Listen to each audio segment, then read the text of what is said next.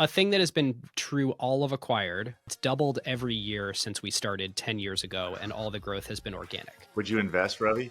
The thing... I mean, listen, why do you think they're on this podcast right now? I mean, wait till we go to the end and be like, all right, like, here's the term sheet. Live pitch. Live pitch, great.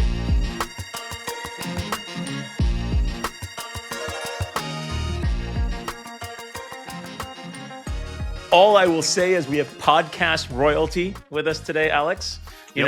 These are the most, I don't know, I think that they're the only podcasters that I know that have been on the front page of the Wall Street Journal saying something like all the important people in the world listen to them. And so this is, to me, a little bit like Kobe going and playing at Rucker Park or something with a bunch of amateurs. And so we appreciate you guys. Thank you for joining our pickup game. We hope that we get, some of the reflection from the Acquired listener base, today as we go deep, very humbling with honestly, David and Ben.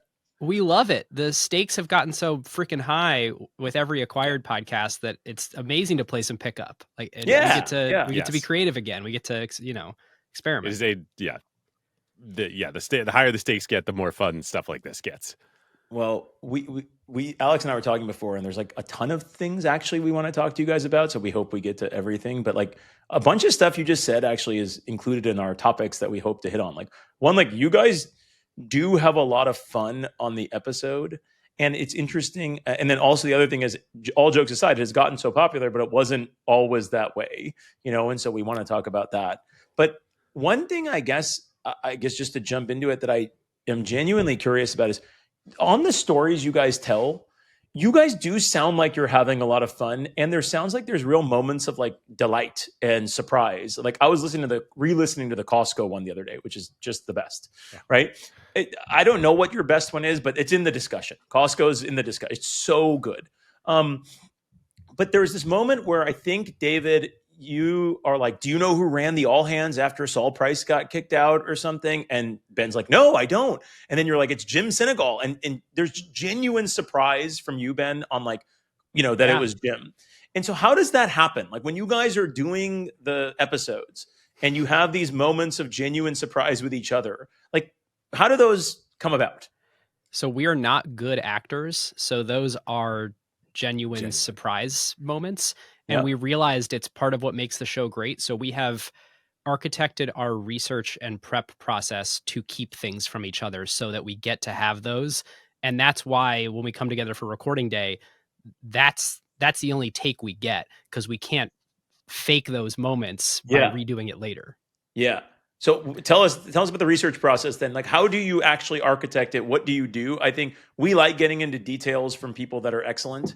And I genuinely believe it's like one of the aspects of the show that make it so cool and interesting and kind of makes it you're enthusiastic to listen for hours, because there are moments like that. If it was just you guys narrating, it would be less interesting and less durable. So how did you architect the research process? Well, we can totally talk about the research process, but the other thing on the fun, I'm so glad you picked up. Like, it genuinely is fun, no matter how crazy everything gets, how big the stakes get. Like every time we get in the studio and we record, like it's just like it's like the first time. It's like it's genuinely like we love it. Like it's so fun. I could be so stressed out in the research process, like, oh my god, I don't know, we're gonna land the plane, blah blah, and then we just get in the studio and we're like, this is genuinely really fun. Right. We picked doing this. That like this was a hobby before it was the thing we do. But yeah, David, start with your side of research, because you tell the story. I mean, you're the one who writes a 70-page effectively script that guides the story. Oh wow. Well, I mean, it's evolved so much, and it constantly evolves. So I mean, when we started, it was like YOLO. I mean, we were basically picking a topic like hours beforehand.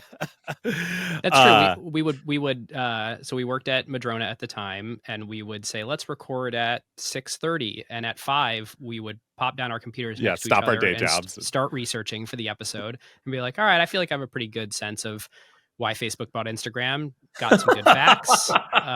This is how we ended up grading the YouTube acquisition as a C-, maybe? Originally, yeah. Yeah. Everything we're about to say has been this very iterative thing that has never changed that much from episode to episode, but is, a ship of Theseus. It's unrecognizable from the way it started. my end, and then Ben should tell his end too, because it really is separate. I mean, we live in separate cities. We talk every day, multiple times a day, but we don't talk about like beyond the basic scaffolding. We don't talk about what we are researching and what we're going to say in the episode. So it really is like a whole month of independent research from each of us. We spend a whole month doing it. I like to start with books. So usually the companies we're covering, there's anywhere from 1 to 20 books about them. So I made a mistake a couple of years ago, especially on the Nike episode, where I was like, I got to read every book. Together we read 12 books about Nike. Yeah. Oh, wow. That was too much. Are there we've any, since realized by that the there's way, like a sweet separately, if there are books about Nike other than Shoe Dog that are worth reading in addition to listening to your episode, I would love to do that because I love Nike, but like separate conversation. Yeah, Rob Strasser's book for sure. Yeah. Okay, it's sweet. a totally different perspective. Awesome. He's the I can't remember if he's the villain in Air or just one of the other characters. Yeah. Air is great, not entirely historically accurate, but Rob has a very different perspective that's worth reading. Anyway, since dialed it back and realized that, like, when you read 12 books, it's just you're overwhelmed. It's like you prep too much for the test. Yes. Yep. So now it's like spend a little bit of time figure out what are the 1 to 3 like books to read. Like in the Nike case, I should have read Shoe Dog and Strasser's book. That have the best primary source account of what happened by the people who are really in the room. Yep. And there were a few years there, Nike episode around that era, probably 2020 to 2023, early 2024, where that was it. Like, read the books, take a lot of notes. I read physical books, hard copies with a pencil. I'm underlining, I'm making notes, go through, read them, and then enter into like note and script writing mode where I'm going back through all my notes, translating that into like, okay, what's the story I want to tell? What's the narrative I want to weave? What are the beats? How is this going to flow? What sets up what? That used to be it. Now, though, that's like, I don't know, what would you say, Ben? Half of what we do, maybe less. We're doing so much primary source research now. So there ends up being about 50 sources per episode, and we put all those in a link in the episode. And 50 sources, do you mean like interviews with, so that doesn't count the interviews. Yeah. We end up doing about 10 to 20 primary source interviews in addition to the few books that we read. And then, sources 4 through 50 are like articles that were important at the time, but people have long forgotten. I think this is a huge key to research, is how were people describing in the press when Facebook launched the news feed, describing the news feed. It's totally different than the way people talk about it now. And that's part of what makes the episode great is David speaks in present tense as he goes, and he says, okay, so it's now 2004. Facebook is launching the news feed. People are saying, and I think that's I don't want to call it secret sauce, but secret sauce. By getting to go and read all that day of primary source reporting, we can like feel in our guts as we almost transport ourselves there. And you find stuff like in our Alphabet episode we just did, Q4 2005 earnings for Alphabet. First year the company was public, for Google then. First year the company was public, revenue's growing like a rocket ship, and profitability is down, earnings are flat because they're investing in all these new products. Stock drops 27%. There are all these press articles about like, what is Google doing? These guys are messing it up. Like, this is awful, like, et cetera, et cetera. Like, now nobody remembers, but like that actually sets the stage for it, so anyway. And now if you look at a stock chart, it's it all rounds to zero. So it's not like you can even tell if you're trying to examine the data from today. So then there's the primary source, the interviews we do. I mean, the Google series has been probably 30, 40 people we've talked to of, from the highest levels all the way down to like engineers who are actually building this stuff. Quickly to go back to the very, take you back. Let's go back to the very first episode. What was the year was? 2015. October. 2015. Okay. What was the genesis of this for you two? Was it literally a passion? Like I know you said hobby, but was there a problem you guys were like trying to solve? Alex, just before they answer, when was the first time you listened to a podcast? What year? I have no idea. I mean, well after 2015, right? Like Yeah. This is what I'm saying. Like, if you asked me when a podcast was in 2015, I don't think I would know. And so this is why it's so crazy. I want to hear this, but like, if you made me guess, it might be like 2020 was the first time I listened to it. Like, literally first time I listened to a podcast was 5 years later. Probably didn't know they existed till 2018 or 2019. And so it's so crazy to think about 2015 in this thing. But please. Yeah. The total addressable market for podcasts advertising, because that was the only revenue stream for podcasts then, the year we started was $40 million, 40 with an M million dollars. Yeah. So, the way it started was, I was a big Apple nerd. I was a software developer, and I'd been building iPhone apps, and podcasting. Serial, I think, had just come out, but before that, podcasting was kind of a thing people did who were tech nerds. There was MacBreak Weekly and the Leo Laporte world, John Gruber and Daring Fireball, Marco Arment, who was an iOS developer, he did Build and Analyze. I mean, it was nerds talking about nerd stuff. And it was deeply tied with the Apple ecosystem, because it's called totally. podcast because the iPod. Yep. The funny thing is that was actually 10 years into podcasting in 2015. Podcasts actually first appeared in iTunes all the way back in 2005. And so David and I were co-workers-ish. I worked at Madrona in the labs group. He was a proper investor. We were friendly, but not super close friends. But we just knew we liked spending time together. And I was just rattling off my list of, here's a bunch of different projects that sound interesting. Some were apps, some were like ideas for blog posts, some were podcast ideas. And David just leapt at this one and was like, not only do I think this acquired idea is a good one, if you want to do it, I will do it with you. And we recorded a pilot shortly thereafter. Really? Okay. So then you keep going, because I think, again, like one of the things we talk about a lot is like, I mean, it's so funny to say this to you guys because you tell stories of incredible companies, but like one thing for us is like, if you go to people, it feels sometimes like people that appear successful from the outside, like you guys certainly do. It was so inevitable and it was so obvious. And it was like, that does not seem like the story of Acquire. I mean, even the name, right, is not what you it's guys a misnomer. do now. Yeah. No. And so like, go deeper. It's 2015. Yeah, I mean, it's not like, what happened. You guys are, I mean, at least Alex, for you, like you grew up playing football. It's like people know football's a thing. Like nobody probably questioned why you were playing football. Like we got questioned for a long time. Why the hell are we doing this? What is this? What is a podcast? This is a distraction. This is worthless. This is, like, what are you doing? Yeah. So, it wasn't a business. I don't think we made money in our maybe year 3. We got our first check. I can't remember exactly. I think it was $2,500. Yeah, maybe it's for 10 episodes, something like that. So it wasn't about making money. It wasn't a business. It was purely, I think this would be fun. The format was incredibly structured. It was take a deal, a very good tech acquisition, and analyze why it was incredibly value creative for the acquirer and then grade it. And it actually wasn't as much about story as it was about the analysis and the grade. Basically comparing everything to the Instagram deal. To the extent that we had a motive beyond just like the primary motive was hanging out, the secondary motive, such that it existed, was we were VCs and like, oh, I guess like, we should try and invest in companies that get acquired for a lot of money. So let's study how that happens. This is crazy. Yeah, exactly. This is crazy. And by the way, Ravi tries to sell us on it's just time to hang out. This is, regardless of anything, which it's been effective so far. But I mean, again, like on this whole, like not obvious thing, right? Like you guys are dabbling in a field that is nascent, right? Like it's not even what it's going to become. Did you guys have an idea that it was going to become something?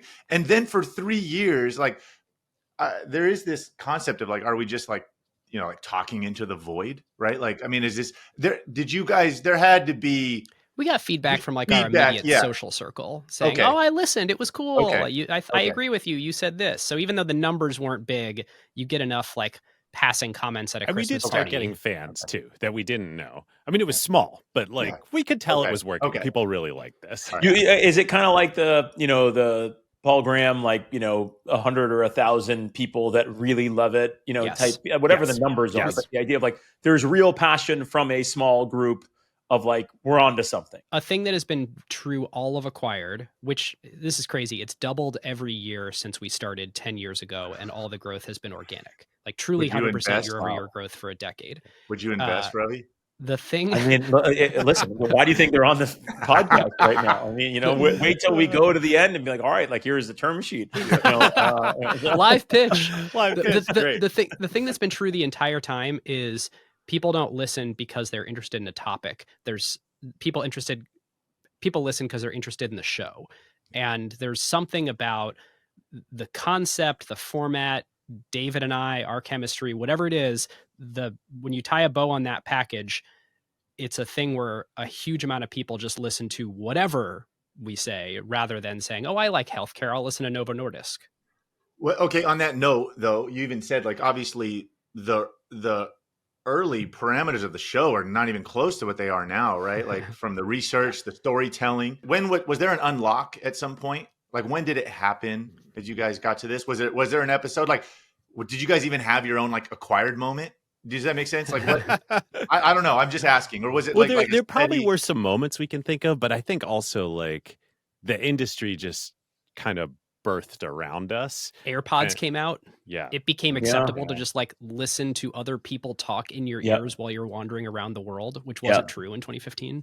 Yeah. And then we started, you know, meeting all these other shows and just being in the ecosystem. And we started realizing like, crap, this might be a lot bigger than we thought, or the potential might be bigger. I mean, Patrick O'Shaughnessy, you guys know, we got to know him.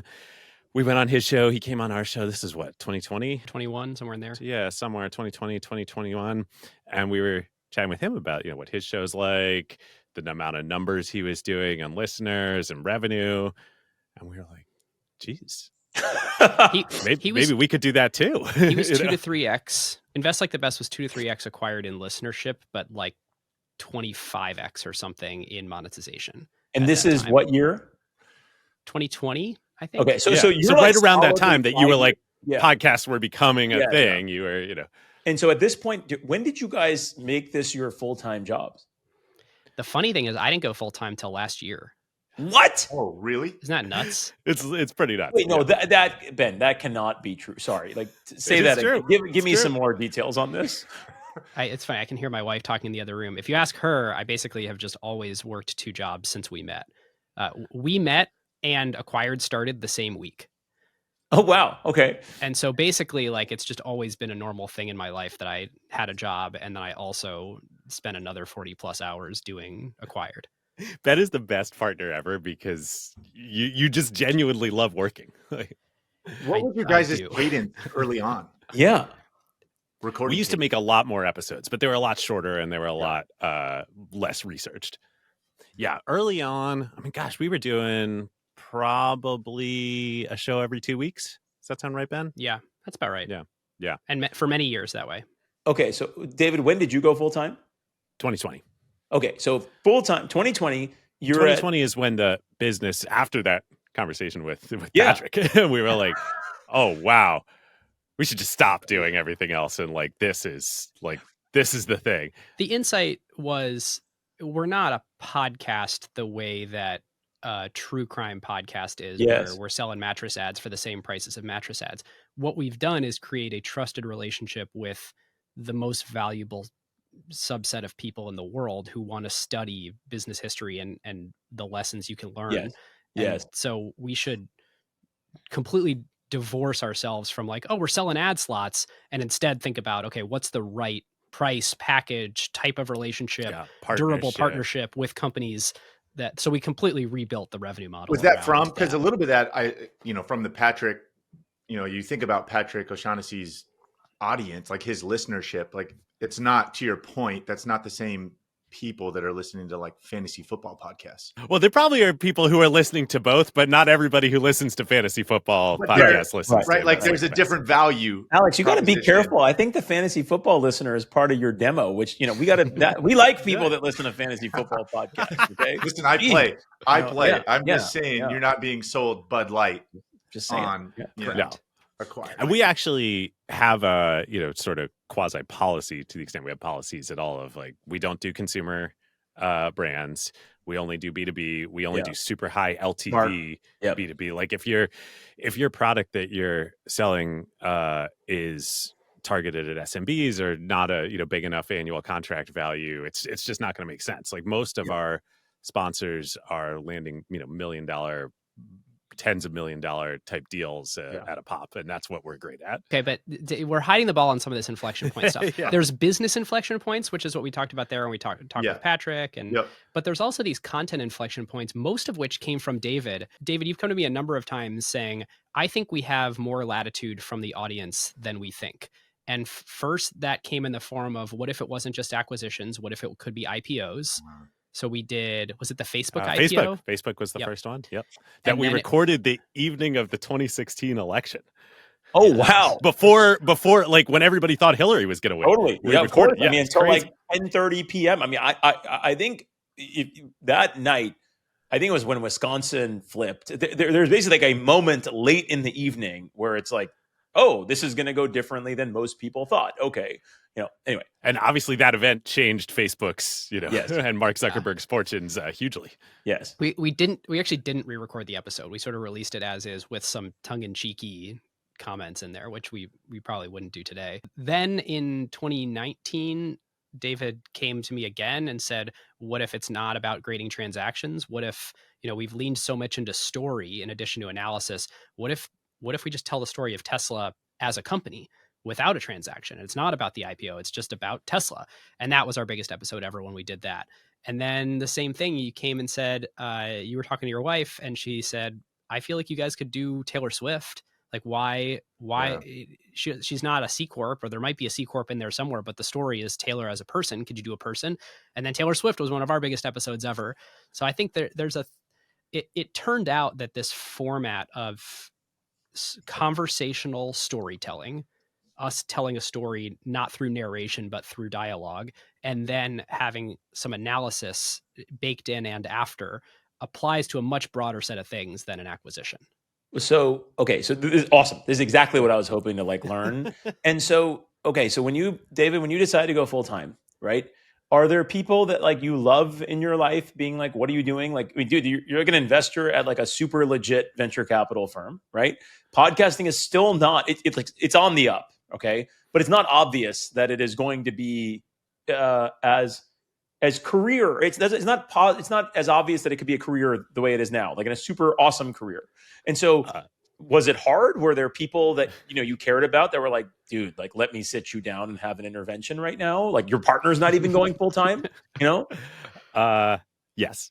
Okay. And so how did you deal everybody? With that? Everybody. Okay, cool. Well, part of it was circumstantial in that it was, just sort of, how fund cycles work. And totally. It was just sort of the right time to be like, all right, am I going to be an investor for the rest of my life?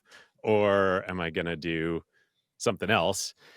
And this was just what I loved. And it was like, it's funny as the more we did acquired, for me, I don't know if you had experienced this, Ben, I used to think that being a VC was like my dream in life for 15 years. If you met me, I would say, all I want to do is be a great venture capitalist. I'm so obsessed. Oh, wow. Okay. Fascinating. And then we started the show. Before you were in the industry. I mean, you were like an investment banker at UBS saying that, living in New York, never even being on the West Coast. From the time I was a senior in college until 2020, it was all I wanted to do. I was dreaming about Sand Hill Road. Yes. That was my NFL, You had a needlepoint pillow with a Michael Moritz quote. What? Yes. Which quote? That my wife got me for my birthday one year.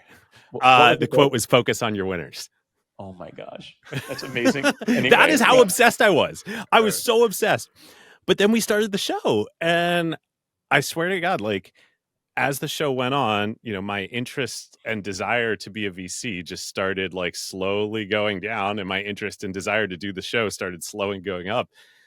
And at a certain point, earlier than 2020, probably 2018, 2019, that, Byford, that intersected. Wow.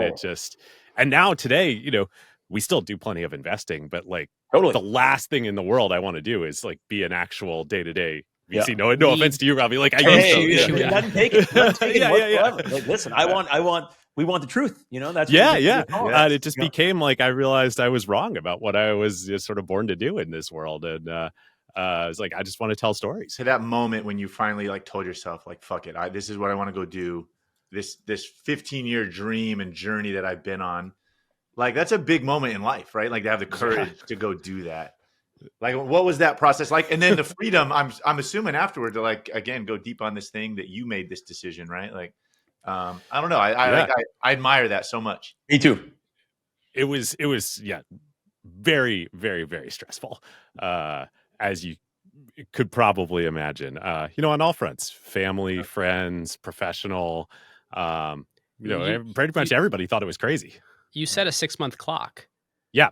I mean, even my wife Jenny, who is the most supportive, she's great. She's got her own great career. We've been together since she was 19. I was 21 when we got together. We've been together. David and I bonded on this because we both met our wonderful wives when we were in college, So, and even she was like, okay, like, I support you, but like, we got to have a plan here. Like, what's the, when's the money going to run out? Like, what's the clock? How long do you have for this to work? And so we settled on, it was 6 months. I think it was more like 8 months. I think it was kind of like the rest of, if by the beginning of 2021, we hadn't, this was a few months into 2020 when I was sort of like kind of coming to this realization. So then I was like, okay, all right, I got the rest of the year. Let's prove that we can like actually make this into a real business. Ben, what did we do? 2020? No, 2019. Right 2019, we did 70,000 in revenue. Yeah, total to the business, 70,000. And we were VCs. We weren't like, partners, but like we were making hundreds of thousands of dollars in our day jobs. And then in 2020, when David made this basically ultimatum, because to me, it was like, oh my God, if you have to go like get a new job and like become a high performer at this new job, you're not going to have time to do a quiet. Totally. Yes. So it's existential for the whole franchise that we build a business out of it such that David gets to keep it. I bet you were right there with me the whole time. I mean, you were doing 2 full-time jobs, but like, right. I mean, this is the like greatest thing anyone's ever done for me is you were like, hell yeah, let's go. And then in 2020, we made around somewhere between 200 and 250,000. So it was like still, I think the run rate was higher. Yeah. Obviously, we weren't making what we were making in our day jobs, but yeah. And then we had line of sight to 2021 when it had a huge multiple of that, where that's when we had the conversation with Patrick, realized we're thinking about this completely wrong, completely changed the sponsorship model. Yeah. And then 2021, it became a multi-million-dollar business. And it's one of these crazy things where like in 2020 at the beginning, it seemed like there's no chance this could support us. By late 2020, we were like, oh, maybe it could be equivalent to our day jobs. And then within 12 months, we were like, this is a non-problem. Well, can I do the thing now, like of just like 2 takeaways for me that are like bumping around in my head as you guys are talking? One, dude, like I have you so much admiration for this idea of you like leaving some room for serendipity in your life rather than just like being committed to one path come hell or high water. Like, dude, like I was talking to actually like a family member there, a young family member, like, and he's just started college and he was like, man, like, should I join this business thing? And I was like, hey man, like, listen, like you don't need to know what you want to do yet. It's okay. Like you just like be good and you'll figure stuff out. And it's so easy as like the old guy to say that. But I think that like, dude, you got a needlepoint pillow with a Mike Moritz quote and you have a venture capital job. It'd be really easy to just be like, this is what I'm meant to do. This is what I said I was going to do. But I like give you so much credit for the like, no man, like, well, let's see what I actually love. And so I think that's like amazing. And then I think the second thing is like by making yourself desperate, it kind of like changes the trajectory of the thing. Like totally. Right. Like that's so cool. Like the burn the boats, like, okay, like let's do it. And I think there's 1,000 reasons not to do it. Or I don't know, however much money we're making, that many reasons not to do it. And it's really cool, dude. Just like, there are a couple 100,000 reasons not to do it. Yeah. Like not to do it. And it's like, you know what? I'm going to do it anyway. Like, and Ben, that's super cool on your side that you like, we're there with him, but also still on your side of like, look, I'm not ready to leave my job yet. But I'm still going to get desperate with you. Like, I don't know. It's like, there's so much team stuff in there as well as like being who you are. Like I give you guys a lot of credit for when hearing that. Have you guys ever done, I know you've covered obviously the NFL and NBA. Have you guys ever done one on an athlete? Ooh. And if you have you ever thought about that, and or an acquisition? Taylor Swift, and then Michael Jordan's obviously a big part of the Nike story. And we had initially thought, we were like, oh, we want to do the Jordan brand, and then we're like, well, you can't really extricate this from, like, it is Nike. Yeah, I'd say a big chunk of the Nike episode is the history of the Jordan brand. But yeah, Fair. on an athlete, I mean, that would be really interesting, and especially not Michael Jordan, but Michael Jordan Inc. and figuring out who the candidates are, who are the 5. Tiger Woods, that you Tom actually Brady. want. They're athletes. It's not Patrick crazy Mahomes. that you could do LeBron. I mean, you could do. We could go back to the original thesis of the show and the New England Patriots acquiring Bill Belichick. Alex, I bet you also internationally, like, I don't know, like they could be like an F1 driver or something. Like, I think I read one time, like, was it Michael Schumacher or somebody? Like, the highest paid people sometimes are, in like, they're not, necessarily like US athletes. And so I don't know, like that would be interesting. Taylor Swift is like a phenomenon though. And so I don't know. You got to think about whether there's a story that's worth telling that's as good. The most impressive thing about Taylor is that we thought that was true in 2020, maybe January 21. 22. Yeah. Okay. Yeah. When we did the episode. And the impressive thing is her staying power as a phenomenon. I mean, she is a multiple of her prior phenomenon now with the Eras Tour, with the merger with the NFL, with these album drops. It's really impressive. Thing on the athletes, though, I mean, think of Travis Kelce.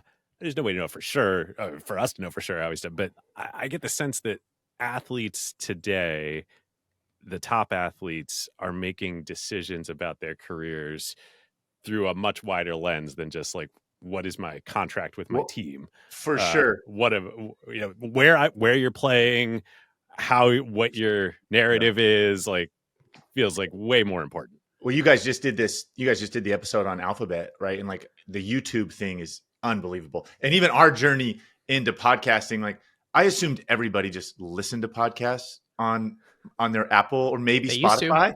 You realize this, like YouTube is this monster, like behemoth. They just bought into the NFL, right? They had the Sunday ticket. They have games this year. But to that point, like sports as a media property is the only thing in this country that brings people together at the same time, right? Like you no longer tune in Thursday night to watch Seinfeld, right? Like that, those days are top done. 100 broadcasts were they're all football, and most of them the NFL. Yeah. They're all football. And so I do think there's been this empowerment, right? Like Travis is a great example of this. Like, again, my former teammate, but like there's so much power in his ability to create content, right? Like obviously his own podcast is a monster. He's making way, way more money from New Heights than he is from the Chiefs. Yes. So I think there is there has been an unlock, especially in the last, I think, 5 years for athletes and their power, obviously off the field in different ways to create, I think, generate income, and certainly YouTube, I think, being a part of this. Especially interesting for the NFL. I mean, we did episodes on the NBA and the NFL, and one of the key differences when we did these a couple of years ago that we thought between the leagues was that in the NBA, players, you're not wearing helmets, so the fans see your face, so like you're much more able to build your brand and have a voice and have influence off the court. And that in football, it seemed like both culturally within the NFL and then just kind of elements of the game, it's so much bigger team, et cetera, that was less true. But now it feels like that's converging. Yeah. I also think, I was listening actually to Patrick's episode with the Skims founder, Jens, I think his name is.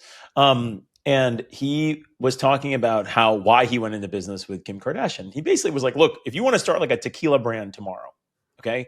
And he's like, and you just want to start from scratch. He's like, you could spend like $2 billion on performance marketing and on billboards and all this stuff. I'm like, I don't know if it gets off the ground. Like, who knows? He's like, if you start one with The Rock, like it will sell. Like there is a set of stuff that will happen that is equivalent to some very high amount of marketing dollars. And he's like, even though The Rock has a great brand, I bet you he undervalues it in terms of like the fact that it is certain to get off the ground. There is something there. And I think that same point that you guys are making on the athlete side, like Ben, the thing you said about the broadcast, that's all true. And that's like without some of the gambling stuff that's now coming and as hard. Like there's another factor that's going to make simultaneous watching even more pronounced, right? Yep. And I think that a lot of the people that are associated with the NBA, NFL, et cetera, I think they still believe that like many athletes are dramatically undervaluing their brands, because like the fact that you watch what the NBA players wear when they walk into the stadium, like, I don't know, what is that analogous to? Like there's like real stuff that like is not fully monetized yet from these folks. And there's still like all on salary. NFL, NBA players buying their own outfits that they're walking in, or are they? There's no way. Are they sponsored? Like I should be. Ben and David, I bought my own outfits. Yeah. You know. You were telling the story. I loved it. Was it who was it? Jim Harbaugh, who said like, "No, we're traveling in in the shirts and sweats." Yeah. That wouldn't fly today, right? Because like everybody needs their fit for the social media. What do you think it's worth to a Gucci if they get that week's Joe Burrow walk-in photo? Totally. Yeah. No, That's a lot more than the cost of the suit. That's for sure. To your guys' point, the other thing is like, I don't know. So I was watching it on quarterback, right? Burrow like going to like the rack of like figure. He has got like a stylist. Like, what am I wearing today? But then the thing that was cool was the juxtaposition. Like this dude, I think Joe Burrow's from Ohio, if I'm not mistaken. Yes. Like his family like hanging out in the box afterwards. He's wearing some like leather shirt with like a zipper that's like half open, and like his mom or somebody comes up and is effectively like, what the fuck are you doing? You know? But it's just great because like you can kind of see the full thing. Like I guarantee you, if Alex, like having met like your parents, like if you at some point had decided to go more in the like fashion side, you know, like, I mean, how much shit would you be taking from the people around you? Like your sister? I'm the complete opposite. Like I actually have this history, unfortunately drafted in an era where it was like still the Carmelo Anthony like draft day suit. Oh, the big suits. Yeah. 7 buttons and baggy. Yeah. And so like, my history is like the exact opposite. Like these pictures from my journey, it's like, what the fuck were you wearing? Like, what were you thinking? Right? Like, this is not even remotely close to style. Like, I didn't put any thought into this. Like, this is all part of that same storytelling. Again, the power of these athletes. Like, yeah, Joe is like, this is I think it's a moment that a ton of people look for pregame, every game. What's he wearing? Alex, did you wear a pink shirt on draft day? Draft day, I wore a pink suit, Ben. It was embarrassing. It was so big. So bad. I had these long sideburns. Throw this up on the video ridiculous sideburns because it's like the only facial hair. You did it to look older, right? Yeah, that was very in then. Well, I was a baby. I was 20. I was trying to look older. Projecting. Yeah, okay, wait, projecting. No, okay. This is good. What was your mindset going into that day? Like, what are you? Did you know you were going to be number one? I knew that week I was going to be number one. From the time that you found out you were going to be number one until the actual moment, it was like, holy shit, how long until they find out they made a mistake?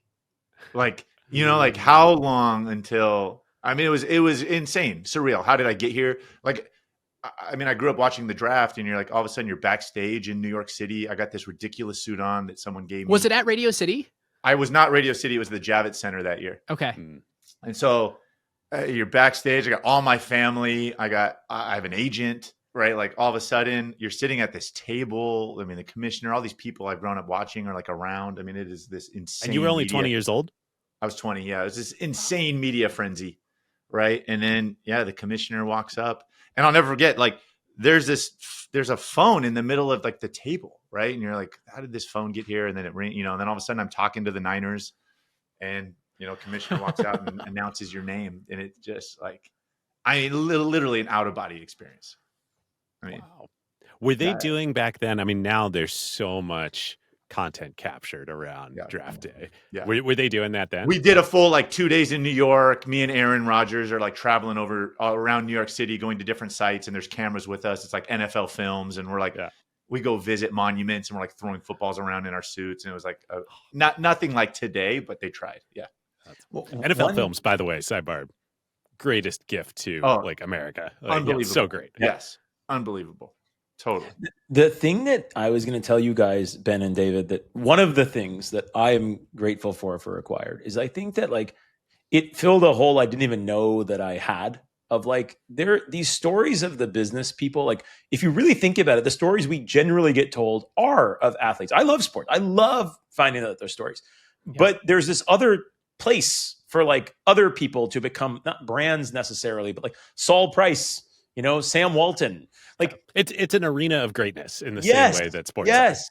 Yes. And then to go deep and like to hear people talk about them, it feels very much to me when I'm listening to Acquired, like I'm like, I like found my people, meaning like you guys are my people, when you're talking about it. But then it's like a conversation that you just feel very lucky to get to hear, because it's like, man, my people have done so much work to like learn about these other people that I want to hear about. And then the other thing that's cool is it gives you something to talk about with your family and with your, like one of the things when you have kids is like, you don't want to just talk about one thing that they might be interested in. You want to talk about other things, and you want to know like, hey, there's stories of grit and stories of resilience and stories of risk and stories of, all these other things that exist in arenas outside of athletics. Like when you have skinny Indian children like we do, it's not 100% obvious that their destiny is to be in the NFL, And so the idea of like, hey, there's other stories that can get told that you can write and have written about you and have people talk about that involve things that are different. And frankly, that they're in media too. Like it's not, these stories can get told on podcasts. Like it's just really cool. It's awesome. It genuinely is helpful to like parents and nerds all around. So here's the thing I've been, first of all, thank you. Here's the thing I've been wondering about, and maybe you can help us come up with an answer. This formula where, David and I each go off, do 100 hours of work, so 200 man hours, and we ship 4 hours to you. That is we did all the work so you don't have to. That sort of thing. Yeah, we didn't talk about the editing, the winnowing process. Oh my God, that's the biggest. We'll come back to that. Okay. And then combine that distillation with the conversational style, telling story through dialogue, which again doesn't seem to happen very often in an arena of greatness, of which we've chosen business. That's a super transferable format. But you go look around at podcasts, most of them are either scripted drama, like a true crime type thing, couple guys chopping it up for the week, having done no research, but like, hey, we're back on the pod, checking in again. It's been another 7 days, so we owe you content, that sort of thing. Yeah. Or 3, an interview show where, there's some prep, but not the same amount of prep, and most of the content is coming from the guest. Almost all shows fall into those 3 buckets. Why is there not Acquired for X for 20 more X's? Oh, dude, I truly think, so I 1000% agree. I actually, one of the things, so there's 3 reactions. One, you guys talk about arenas of greatness. We had Michael Lewis on, and we asked like what he writes about. The best. His language was arenas of American ambition. Now it's the exact same thing kind of as you're talking about, which I thought was just such a cool phrasing. The second thing is, when I talked to Alex and Shane, I'd always thought that there should be a podcast on like kind of weird professions. Like basically like there's this guy who lives in our community who everyone thinks he works in construction. Okay. And like, he doesn't work in construction. His name is Judd Weiss. He's an amazing guy. What he does is he's like an investor in obscure construction equipment. And it's just fascinating. You go deep on what Judd and his dad do to go find equipment. They buy like 2 pieces a year, maybe, but they're like so weird, like the places they'll go, but they buy them for like 5 cents on the dollar, and then they sell them for like 200 cents on the dollar. And so he's like a distressed investor, but it's crazy. Like, and so you just go deep and it's like, holy shit. And so I think that everything is fascinating if you go deep enough. And I think that the thing that you guys are doing, and this is why I agree your podcast idea, for like the franchising of Acquired or whatever you're suggesting here, is basically, I don't think we're going to franchise Acquired, by the way, but other people should do it. Yeah. But quality is everywhere. And what people want is quality. Like what you guys bring is depth. It's 100 hours of work that is painfully curated to like, because you care about the people you're serving. If somebody did that on another topic, it would be popular, you know? And I could not agree more that like the thing you're selling is quality and chemistry. It's even more abstract than like, they like the show. It's that they like the care you've put in. We like the care you've put into the episode. And I think if anybody did that on another topic, it would work. I think you guys are, Ben, I think I understand the point you're making, but I think you're absolutely underselling a ton of things. One, your journey. right? Like just think about like what we've discussed and like the commitment and choices to make to be where you guys are today, making this like one of a kind podcast. Right? Like the commitment, the sacrifice, the risk to like do it, the stickiness, like you guys, the grit to kind of be doing this for 10 years now at this point, right? Like especially early on when you said for 3 years, like, I mean, there's zero income, right? Like that's, we had learned about this. Like what's the average lifespan of a podcast? It's like 3 episodes. Okay, there you go. You guys did it for 3 years, right? Like out of pure passion. And that's not easy. I also think you're underselling, like, again, you talk about the magic, right? Like your secret sauce and how long it took you guys to find that. And it's not just the 100 hours of research, right? It's not just the formula that you guys put in place. Like it is you guys, right? And like your chemistry with each other. And like that takes time and work. Like it's special, right? And again, it's why it's like such an honor to have you guys on and talk to you guys about it. What do you guys, though, on that note, right? Like you guys' journey is crazy, but like, okay, as we stand here today and you think about Acquired on this exact same note, like, what's next? What do you guys think you guys are going? We're not going to franchise, right? Our least favorite question. I clearly not franchising, but like, how do you guys think about that? Like literally from growth and, monetization and what content style, what do you guys want to, So I always think about business strategy as a puzzle. It's like you pick the thing that you're going to be obsessed with, and then you have to think through all the implications that fall out of that and then lean into the trade-offs that forces you into. It's like you can't have your cake and eat it too. And so if we're going to be obsessed with quality, okay, that either means big team that knows how to work together really, really well, or it means small team that we know works together really well, that knows how to handcraft this thing, but not a lot of content and not a lot of other stuff. Yeah. And so there's this accidental scarcity that has become a part of Acquired, not because we're trying to create a luxury brand and we're creating synthetic scarcity, but because we just can't actually make anything. Right. It's the Hermes version of, I was just about to say, this stuff is handmade. Exactly. Humans can only make this so fast, Yeah. When did that become clear to you guys? Part of it was studying the luxury industry and doing LVMH and Hermes. Yeah, that definitely that reinforced a convenient thing that you already wanted to be true, is you wanted to make less but better episodes. And you're every year it was always, could we do less? Our seasons used to be 12 episodes. Yeah. Our seasons right now are 4 episodes. Oh, this is the David Rosenthal effect. Debates where we started dialing down the number of episodes, and we used to be like, well, Ben and I with these discussions, like, are we a podcast? Like, if we're a podcast, like, we're extremely lazy. Like, we're making very, very few episodes. And I'd be like, no, what we're doing is closer to writing a book. And we're actually being like the most productive authors in the world, publishing 12 books a year. Like, I don't know. It's almost like you're documentary filmmakers in one way, right? Which is like the promise. Listen, here's what I can tell you. Like, if you did an episode and it wasn't good, I'd be really pissed. And it's like a weird thing, right? Yeah, like, that's the stakes. That's the pressure. Yeah. This is like a thing that has like hit me like a truck. That is what I tell new podcasters all the time whenever people ask for advice. If you want to start a blog, that's great. You should just start blogging. You'll get better as you go. The first stuff can be bad because the risk, the investment that someone is taking to read your blog post, they load the page, they look at the title, they read the first 4 or 5 sentences, they bounce, no harm, no foul. If someone presses play on your podcast, they're making an investment. They're committing a chunk of their life. And if they're bad, if it's bad, they're gone forever. And they might have loved you for 20 episodes. And if it's bad and they get 2 bad ones in a row, they're done. Yeah. Like can I be real with you guys on like the risk to me on like Acquired? It's like the risk to me on Acquired, which I think will never happen. But the risk would be like, it's like a television show where the characters become caricatures of themselves, right? Rather than like their real versions. It's like when you watch a TV show that's, in its 8th year and the character kind of makes the same, it's just like an extreme version of them rather than like, no, the authentic thing that you actually liked. And so to me, the thing that's so great is like, even the most recent episodes are just you guys being you guys, having done a shitload of work and actually enjoying each other's company.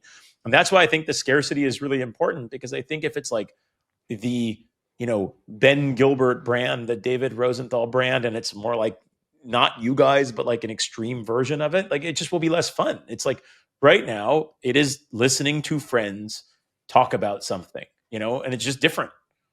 And we have to keep evolving the show in subtle but appropriate ways. Otherwise it does get stagnant and you say the same things over and over. I even felt that way. We did these, there's so many.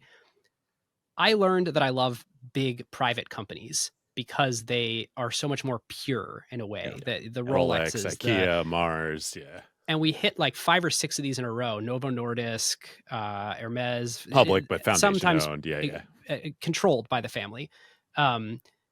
And I realized by the 5th one we did, I was saying the same stuff. And I was like, are we the podcast for people who want to glorify $100 billion private companies and talk about how family-owned dynamics lets you make trade-offs that public companies can't? Or do we want to like reinvent ourselves? And I feel like we have to keep subtly doing reinvention. I agree with that. Yeah. There's a Satya Nadella quote in his most recent letter to Microsoft. And I'm like full Satya fanboy. I just think he's incredible. Amazing. Yep. But he writes this thing, and remember, like Microsoft's like the poster child of this. He's like, success is not longevity. Success in our industry is not longevity, it's relevance. And there's something of like, he's like, we're going to have existential threats all the time. It's just that we want to still be the one who's having an existential threat against us with a different existential threat company every 2 or 3 years. And he talks about like when he started, like Novell was the existential threat. Yes. And then Eric Schmidt. Now whatever you say it is, right? It is some AI company that is. It's not Novell. It's not Novell. And I think for you guys, I totally agree on like reinvention while staying true to some principles because, it needs to be different. And I agree with you that like it would be boring if it was the same topic over and over again, but it has to be you guys with real curiosity and real chemistry, and real work, The other thing we've discovered too, that I fully believe in, I think you do too, Ben, is people still don't appreciate how big a medium this is and what you can do with it.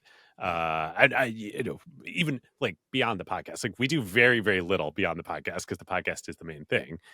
But we realize like when we can do stuff like play Radio City. Like, totally. Who the hell would have thought that we'd be playing Radio City and sell out the freaking theater? Like, without telling anybody what was going to happen. Like, and I think the cool thing too is, by the way, I mean, you guys making these evergreen episodes again, like these documentaries, they live forever, right? Like if someone discovers Acquired, all of a sudden it's like this. It is this amazing gift to go, go deep. Totally agree with that. Other than the original YouTube episode, but you guys have rectified that situation. We should put a disclaimer on that you need to go listen to the current Alphabet episode. If you don't mind, can we jump back? I know you guys were like, I'm so fascinated on how you record a 4-hour episode. Oh yeah. You do it all at once, then the editing, like, because again, too, Ravi and I were talking about this. I do think part of the magic that makes you guys so amazing is how authentic you are. It is not like, it is like the perfect amount of production and not overproduced, right? Like, again, these moments of like real surprise that you guys keep these things from each other. Like, I just think it makes it, you can connect to it so much because you guys are just like in the moment and you're being, you're being so real. But again, I was like, are you guys doing this over multiple days? Is this just like one big? Well, and before you answer that, the another anecdote that I think supports that is in the meta episode, Ben, you guys are talking about that episode almost killed us. That was too big. You could tell you guys were like, this is too long, but I just can't take anything out. Like it was awesome. But Ben, there's a moment in the meta episode where you guys are describing how good meta is at like ML and AI. And then you are caught looking at the people, whatever, like merry-go-round. And you're like, sorry, I wasn't paying attention for a second because I realized that there's these people I know. And I'm like, that's like a meta thing in the meta episode. It was crazy. and like, it was clear that you like weren't scripted. You're like, oh, sorry. I just friended these 3 people. And I'm like, I remember that. That was awesome. It was awesome. It's like such a good moment, so sorry. And that was real. Totally. I like, the brain is not good at paying attention. The language center of your brain can only be used for 2 things at once. So you can listen to podcasts while you're on a run, but you can't listen to podcasts while you're reading an article. I couldn't listen to David while I was looking for this feature on Facebook because it was like engaging the language center of my brain. But okay, Ben, take it. Like all the other stuff that goes into making a show. Yeah, I mean, honestly, we treat it like game day. That's probably the best way to think about it. I eat different. I Let's go. wear special shoes. To be clear, we have no idea what an actual NFL game day is like, but we think about it like Everybody that. has in their our game minds. day. Yeah. The day. Here's a crazy thing.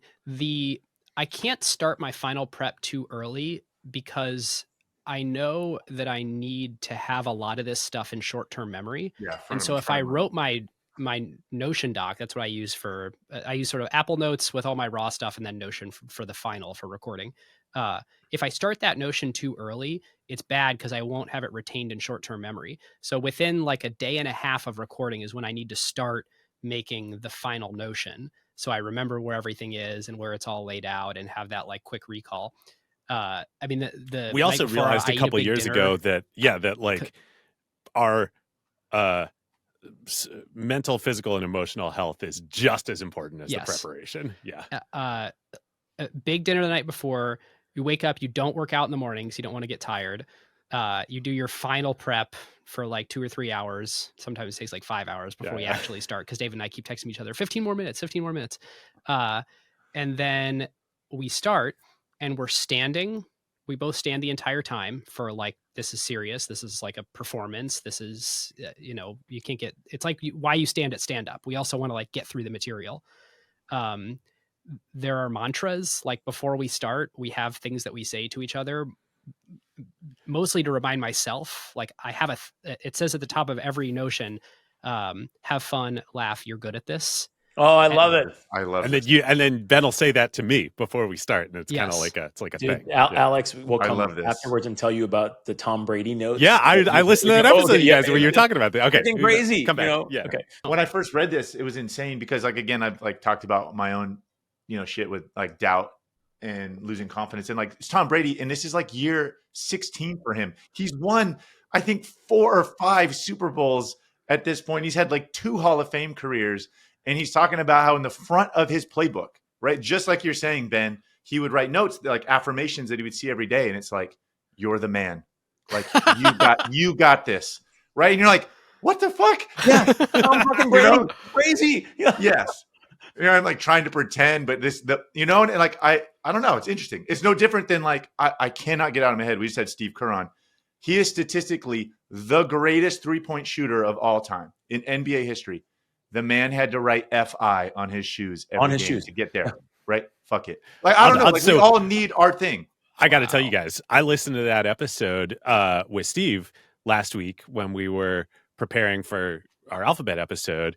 And I was thinking about FI, like going into the. Actually, there's a moment. The beginning of our alphabet episode, I started the story with a quote from Russ Hanneman in Silicon Valley, the fictional character.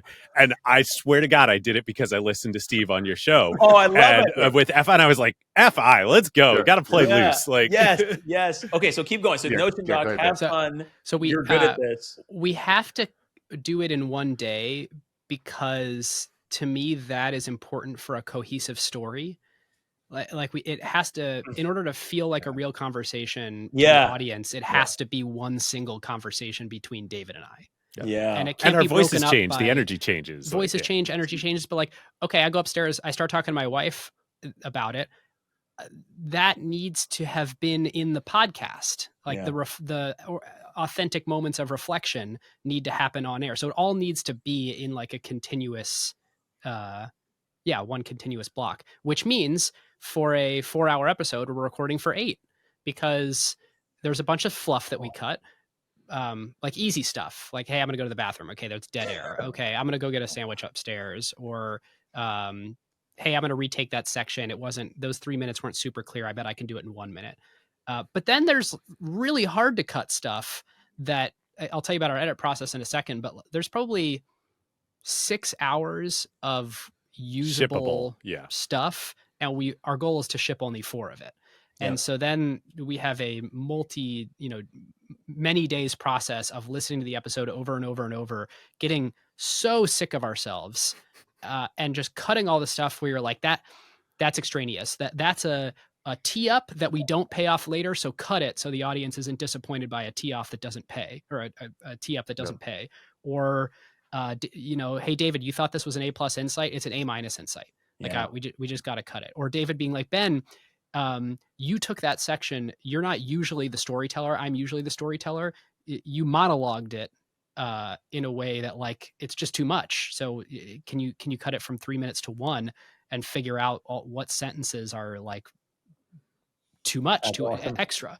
And it's like this like horrible. You almost like hate the work by the time you're done with it because you're so sick of it, and that's how you know you're ready to ship. David, you know, you'll appreciate this because at one point you wanted to be a VC, right? But Mike Moritz told me one time when I first started like writing anything, I was like, do you have any advice? Because like, I'm not a good writer and you're this beautiful writer. He's amazing. And he was like, listen, Sir Michael Moritz. Yeah, sir, please, tell me. By the way, one time we were in a shared Google Doc, and I don't think he usually uses Google Docs, so he didn't know I was like in it while he was editing it, and it was like watching a painter paint. It was beautiful, like you know what I'm saying. Watching him like delete and then rewrite something, and then see the words come out. You're like, oh my god, what a privilege! I truly couldn't believe I was like getting to do it. It was amazing. But anyway, I thought you were going to say his little avatar in Google Docs was a knight.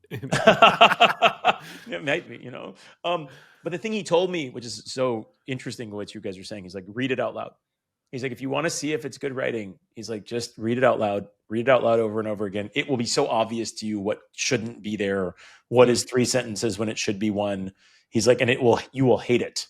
He's like, but just write it and then read it out loud. And what you guys are saying of like listening to it again and again, that's like the discipline, I think, of like, no, it's going to be excellent. And, I love that you guys are sick of it at the end because the audience, like we feel it, it's like everything's in here for a reason.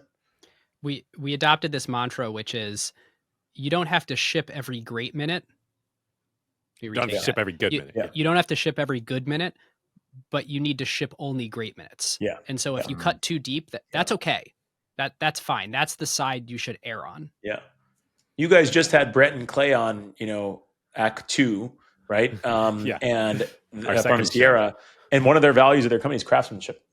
And it's awesome. It's like, that's what I hear when you guys are talking about this. Like, if you're going to have real craftsmanship, that's the kind of commitment. Well, this is the thing that, this is like directly related to what I was saying earlier about people, even people in the industry don't understand yet how big this is. Yeah. We've now started to intersect with other parts of the media industry. As best as we can tell, this is the best part of the media industry, just like business wise. Almost, if not all other, you look at Hollywood, you look at print media for sure. Like these industries are not in good times. So it is a more attractive industry to be in. And yet all of the professionalism and like editing and craft that exists to the nth degree in all those other industries mostly don't exist in podcasting. And so our kind of view is like, well, wait a minute. This is both like as big or bigger in terms of reach, as big or bigger in terms of business size. Why shouldn't we take this like as seriously? Take it seriously. Be professionals. Act like the New York Times is going to send an editor over to my desk and look at something and be like, is this the best you can make it? That's or awesome. are you sure this is true? Or that, some great Hollywood director is going to say that this story doesn't land the way you think it's going to land. Yep. And like, think about that before you ship it. That is awesome. I cannot get this image out of my head. I do think this qualifies as a game day, Ben. I mean, the fact that you like big dinner night before, I can just see you eating a big spaghetti dinner. We're carb loading for game day, right? We're up early. We're cramming. Like I did like every morning you'd wake up like before games. I was like cramming my playbook, like the first 15, all my last minute notes, right? Like the fact you guys stand for this long for 8 hours and record this, right? Like multiple meals all in one day. It's just, this is Ravi, we have to step our game up. Well, no, I actually, you know what? I was going to give a shout out to Brother Battier, who sadly couldn't be with us today. But, he told me this one time. So Shane, of course, I mean, the most intense game day routine that you could ever imagine because he's a fucking psycho, right? So, but like now he was here in San Jose to give like a speech at like a corporate event. And I was like, hey, cool. Do you want to like, your speech is like 12. You want to like have breakfast, before, like you're in town, you're like my brother, like maybe we should hang out. And he's like, oh, I'm sorry, I can't see you in the morning. I'm like, well, why not? He's like, well, I have a routine and it's like game day. Like I got to take it really seriously. I work out, I do this thing. I'm like, bro, you do that for corporate speeches now? you know? And he's like, yeah, like I gotta go give them Feel what they bad asked for your for. I family gotta, when you were playing. You know? yeah. And I'm like, but like this commitment to excellence, this game day idea, like it's so cool. It is like, it's just like a pride. And like, Yeah. I'm a professional. Our families are so, you know? oh my God. Like they, I felt like it's a major tax on our families to do this stuff. And like they get it. So that's another one of the sort of like crazy things about like people thought it was like, why are you, putting all this tax on your lives and your families to do this? Like, do you guys have a debriefing kind of ritual at all? Like how often do you guys, again, because I just keep thinking about like how many game days are we going to have in a year, right? Like from your guys' perspective, like we should do that more formally. That's ad hoc. The prep meeting is formal. 7 days out, we have what we call the production meeting, which is where we align on the like high level points of the narrative and who's going to take what and that sort of thing. But we should have a post game where we look at all the data, we look at all the anecdotes, we get the feedback. There is though a difference between a NFL game day or an NBA game day and us though, is like we have the extended edit process. So that is sort of functions as our post game, but it's not a post game from the reception to it. Yeah, and then the question is, to your point, it's sort of like what data do you want from the reception to it? What is data that you care about and not, right? Because I agree with you. You are doing like the game film by like analyzing, cutting. But to me, I actually don't know what is the right. There are all these questions. Like we did Indian Premier League cricket, an episode on that earlier this year. So much fun. I had a blast doing it. Ben, thank you for indulging me on it. Of course, that's what we're here for. You indulged me on LVMH when that was a wackadoo idea. Relatively low performing episode relative to our other episodes. And so like we look at the data and we're like, oh, okay, like should we not do stuff like that anymore? But then we get notes from like people you guys know who are like, this was incredible. Or the Nintendo episode. Yeah, exactly. FI. There you go. I have a strong sense of some of the people that might have written you on the Indian Premier League cricket episode. And it's like, man, like those people are really busy, right? You know, and like they took all this time and they learned something and they felt honored and all this stuff. It's right. So then the question is like, okay, well, is it the numbers that we care about or is it those sets of people who are going to engage? And it's both. Some anecdotes are so much like some individual data points are so much more meaningful to our business than like all the data combined. Totally. That you can say like that alone was worth it to the episode. So here's a funny one, and at the risk of oversharing, Nintendo, you would think would be a big episode. It was a fine episode. Especially part 2 way underperformed where we currently were in our sort of projections at that point. And Dave and I were looking at each other like, well, that's a kind of a bummer. This seems like it would have been core to our audience, but whatever. I guess it just underperformed. We get outreach like 2 years later, like a year later. 2 C-level folks at Meta that were both like, this is amazing. I found your podcast because of this. I've been sharing it with my teams. We built a relationship with both of them. And then when we secured Chase Center for our big thing with JP Morgan, we were like, hey, can you ask Zuck if he wants to do the sort of big headline thing on stage? They go to him with a ringing endorsement.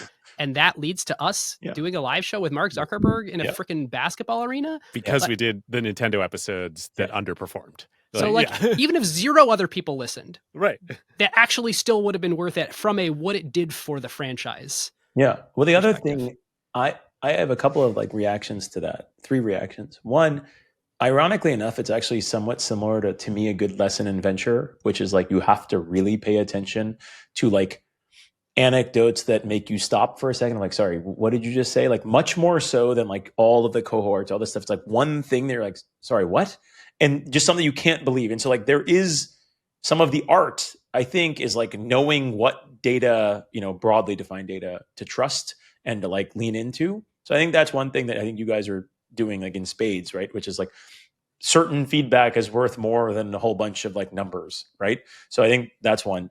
2, I actually think that like for founders, which you guys are, like founders have acquired, there's like this like longevity investment that you have to have fun. You have to do stuff. Like why did Stripe do Stripe Press? You could like, I don't know, like there's like plausibly today some like rationale for Stripe Press that ties back to their business.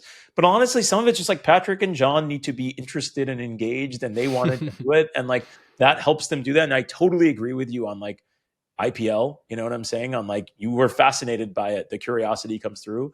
The third thing, our feeling, and we're in a different set of numbers, but like when we do one that we're really proud of that doesn't, go out with crazy numbers, we honestly, our reaction is like, man, I kind of feel bad for people that didn't listen to that one. It was so good. Yeah. Like we know it was good. That's like, the way to think about right? it. I like that. I really like, we always bring this one up, but like the Wright Thompson episode, it was so good. He was so good. And people don't know who Wright Thompson is, and they didn't listen because he's not like an active athlete or whatever. And I'm like, I promise you, there are so much like amazing stuff in it. Like I would do that 100 times in a row because like we had so much fun. And like, I don't know. So I'm fully in the camp of pro IPL and pro Nintendo episodes. You got to be careful though. You can't go do like, not all of them. There's a line, right? There's a line, but I just mean that like it's like the Hollywood thing of like one for them, one for you. There's something in there. And it's funny, we don't have a them, but like we want to make banger episodes. Yeah, of course. We all have our own things. Oh, yeah, it's the greatest feeling in the world when you're like, shit, this thing is gonna have like a couple million people that are gonna listen to it. Yeah. Like, it's So I have one idea for a company for you guys, if you would think about it. The Publix in Florida. Grocery store chain. Grocery store chain. And so, can I give you like one or two things on them that just I think are fascinating? Great. Do the request intro. line is open. This is the hook for the episode. Yeah. Okay. Ask anyone in Florida what their favorite grocery store is, and you're only going to get one answer: Publix. Now, why is that? Because it's just a grocery store. What you'll find is it's actually like a 50-year-old company that's been family owned, private the whole time, and has a 24/7 open for buying its stock back from its employees, who are the only people that can hold it. 24/7, right? Now let me get out of the hook for a second. But like literally, like Publix at one point, Publix led around an Instacart many years ago. And when the guy who came up with the idea told me that they might do it, he was like, let's have Publix lead it. I'm like a public company? Like, what do you mean? And he's like, no, the grocery store. And I'm like, how could they like lead our round? And he's like, they have $7 billion of cash on their balance sheet. I'm like, Publix has $7 billion. And today Publix might have $20 billion of cash on their balance sheet. Like truly something insane. And he's like, they're brilliant. Their stores are twice as profitable as like any other grocery store. Like Publix has like 8 or 9% margins as opposed to like 4% margins. Okay. And their NPS is crazy high. They're only in like 7 states. Okay. And to this day, the only people that can hold stock in Publix are people that have worked at Publix, right? Either in an executive or like operating capacity, or the family that started Publix. Like that's it. And I think Publix is like a $50+ billion company now. And remember, dude, it's like a grocery store, and this idea of the buyback, literally, if you're an employee of Publix, you can buy stock or sell it at any moment of the day, any day of the year. So they have their own like internal market making mechanism? Every quarter, they do an independent valuation of the stock, and they want it to be that like, look, if you need so they set the price. It's not like there's a dynamic price. No. They set the price every quarter, but they'll buy it or sell it, to the employee base. And so they really believe that's the price. 100%. And like the guy, the CFO at the time, who I don't know if he's still the CFO, but he told me, he was like, yeah, we're 9/11, we're open. Like our commitment to our employees is like, if you're here, we're going to take care. We really mean it. This is the price. And so there's just stuff like that. Like, I don't know if they would do it. I don't know if you could like there certainly have not been that many books written on it, but I can tell you that company is one of the more fascinating private companies I've ever seen in my life. But Ben, I'm a little sensitive to your like, are we the show that talks about private companies and the benefits of family owned? It's fine if we took some time off. We just did We just did a whole bunch of which honestly was a reaction to doing the meta episode where we were like, this was so big and like we were like, all right, we got to go in a different direction. So Publix, interesting. All right, it's a good. I'll add it to we have a spreadsheet of like all the ideas. I'll add this to the priority tab. Oh, I love it. Thank you. Related, what we get tons of write-in requests for all the time is Buc-ee's. You guys know Buc-ee's? No, I know it. Like truck stop, gas station, convenience store in the Southwest. Yeah. It's like every region has something Southeast, they Southwest, absolutely love. Like there's Wegmans in like the For sure. Northeast, Eastern Midwest. Then you've got we get surprisingly few In-N-Out requests. I would think we would get surprisingly more. few. Yeah. Ohio has Sheetz. The Midwest has Sheetz. What is gas Sheetz? stations. Sheetz is like a gas station, but also a fast food joint. Like you can get like melted cheesy sandwiches brought out to you at the gas pump. They have like weirdly good food. But Buc-ee's is like that in Texas on steroids. Alex oscillates between saying he grew up in San Diego and saying he grew up in Tijuana. And so you guys can like think about if there's any suggestions that Alex has from either being like a surf kid in San Diego or like being a tough kid who grew up in Mexico. But like, I don't know, Alex, if there's anything that you'd add there. Are you asking for a San Diego company? Yeah, for me to or a endorse? Tijuana company, whichever one you decide to be. We did Qualcomm. Yeah. Yeah, there you go. Boom. Yeah, and we did when we did Porsche, we did it with Doug DeMiro in his garage in San Diego. And originally Costco was a San Diego. That's right. That's right. Price Club. That was crazy. That was crazy. I mean, once a grocery man, always a grocery man. Right? Yeah, dude. Like, keep your be who you are. But I'm telling you, when I just like David's reaction to they led around in Instacart. Yeah, they co-led it. Sequoia and Publix co-led the Series D of Instacart. Wow, I mean, it's like the big two. You know, yeah, my exactly. favorite two venture that's firms. pretty much how things go. You know, and then they're so private. They're like, you can't tell. That must have been a highly. What year was that? Oh yeah, that must have been a highly contentious round. Look, the Instacart now is this great company, and whatever. But like the Series D wasn't always that way, though. Yeah, it was not an easy round to raise. And so let me think about this. In January of 2017, yes. So this is before Amazon bought Whole Foods. That's what it is. And so Whole Foods still had the deal with Instacart at that point. Yeah. Whole Foods still has a deal with Instacart. It's like 40+% of our volume. I think it's like 43% of our volume or something when Amazon bought it. Like truly like insane number. What has happened at this point is like, we had raised at $2 billion in December of it was January 2017. December 2015, December 2014, we raised at $2 billion.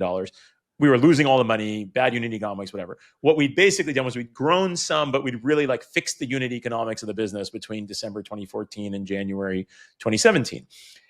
But like, we're growing slower. We're still growing fast, but growing slower. But the real story is sort of like, hey, look, like we have a real business now. It's not an easy story to tell. And, and on-demand goes in and out of favor, right? As you know. And so at this point, we kind of have like the usual suspects, like, well, how exactly is this going to work? Who are we going to get? We're not sure who the lead's going to be. And our chief business officer, the guy who's like responsible for like all the relationships with the grocers, amongst many other things, he's awesome, Neelam Ganantharan. He like has this idea of like, well, maybe Publix will lead it. We're like, bro, like, what are you talking about? Like, what do you like? What on earth are you talking about? And he's like, no, like, they're interested, blah, blah, blah. And so we like go and like meet with them.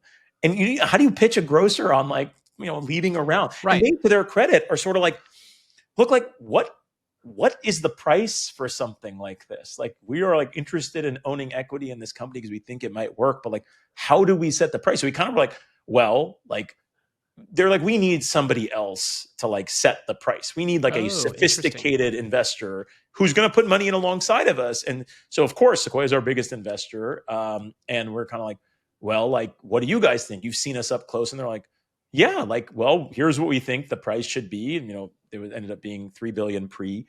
And was Publix worried at all that it was Sequoia sort of had a blended cost basis? So Publix, very, as you can imagine, like a super high integrity company. And so a lot of it's just like, hey, like, give it to us straight. Like, we want to understand this. We're going to talk to Mike. We want to talk to you guys. So a lot of it was them like getting to know us to make sure that they like trusted us, And I think that, so Ben, yes, they were concerned, but the way they alleviated that concern was just like, look in your eyes, look in the whites of your eyes conversations. And it wasn't. I mean, Sequoia put in real money, into this thing. And so, yeah, so like once Sequoia was like, this is the price, Publix like, okay. And so Publix and Sequoia co-lead the round. So when we go to like all these various people to like fill out the round, we're like, well, Sequoia's leading and we have a co-lead, but we can't tell you who it is. But it's a strategic giant amount of money. Yeah. And so people meanwhile, everybody's probably imagining it's like, like Andreessen or like, or if they think it's anybody, they think it's Whole Foods for sure. Right? It's like, and we're like, well, we're just not going to tell you. We're just not going to tell you who it is. Sorry. And so, we fill in the rest of the round and Publix is, totally quiet. But I used to joke with the CTO of Publix, this woman who's a brilliant woman. I'm like, look, you're like a pretty good investor. Like the Series D of Instacart did okay, Yeah. And so anyway, yeah. So like, really unique and incredible people who are willing to do different things. And so that's an amazing story. All right. Well, Ben and David, we have now kept you guys for a long time away from your research. So we appreciate that. But we get to our traditional closing question, which is, who are the glue guys, for each of you? And it can be glue gals, glue people, but, who are those people in your life? Well, of course, they're all the standard people, family, wife, children, parents. Yeah. But it's Ben. Like, there's nobody else. Like, Ben and I are just so, we've talked about this episode, but I really believe when we all along, even when we first started, like when we get together and we make an episode, it's just magic. And I don't think it's recreatable. And I think we're each other's glue guys. Yeah. I mean, I have 2 spouses. I have a romantic wife who I have children and a family, with, and like David is a spouse that checks like a lot of the boxes. I mean, when I'm like feeling anxious about something, I call because I need to talk it out with David. Like David and I shared a bank account before my wife and I shared a bank account. Yeah. Like some people are lucky enough in life to have one person and I have 2 people. And I think that's